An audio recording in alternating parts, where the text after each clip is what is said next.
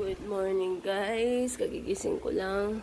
Ilang araw akong walang vlog videos kasi ako nilagnat, tinangkaso.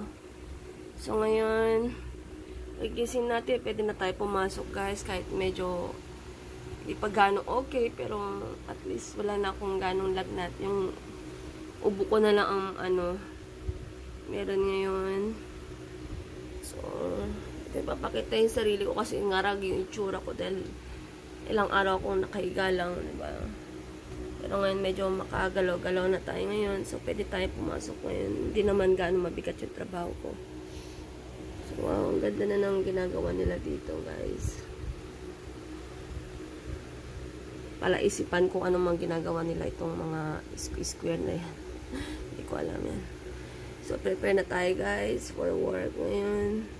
Diba, pwede yung boses ko. Grabe, minamalat talaga ako.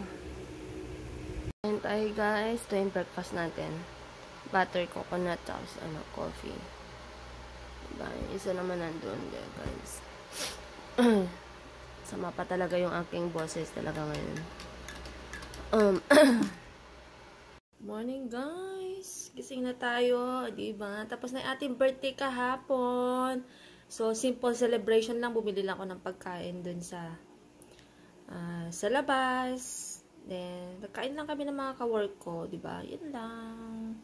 Then, ngayon, breakfast ulit. Tapos, yung natira kahapon, baon ko ngayon. Kasi ang dami pa natira. So, kain tayo, guys. Oo, diba? Dito tayo kumakain, guys. Kasi dito yung malakas ang signal. Kasi ang wifi ko hindi pa rin gawa. Diba? Ang weird kasi nila maggawa eh. So, maganda naman ang view ko, diba? Natumba ng halaman ko. So, kape tayo guys. Tapos ito yung natira dun sa kahapon. Kain. Guys, nakabihis na tayo. So, hindi ko muna niluguan guys. Sayang yung ating plancha kahapon, diba?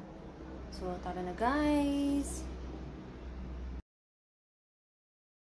Okay, pasok na tayo guys. Medyo pumayat tayo kasi sobrang nagkasakit tayo. So, tara na guys. Sidra tayo, pero lalagyan nila ng halaman. Lalo na naman pampasikip ng daanan. Diba?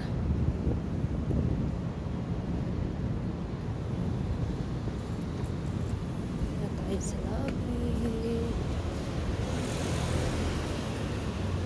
May mga tao dito. Mga nag-basketball siguro na.